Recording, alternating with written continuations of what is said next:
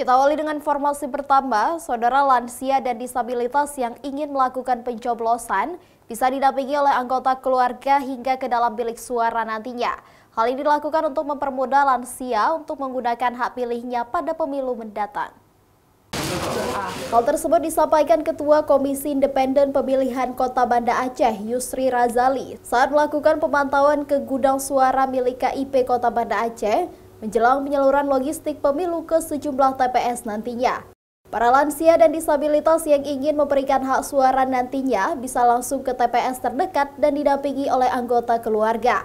Pendampingan dibenarkan untuk mempermudah lansia dalam pencoblosan maupun hal lain di hari pemilihan. Kalau untuk lansia dan disabilitas ataupun yang berkebutuhan khusus itu dibenarkan secara ketentuan yang ada untuk ada didampingi.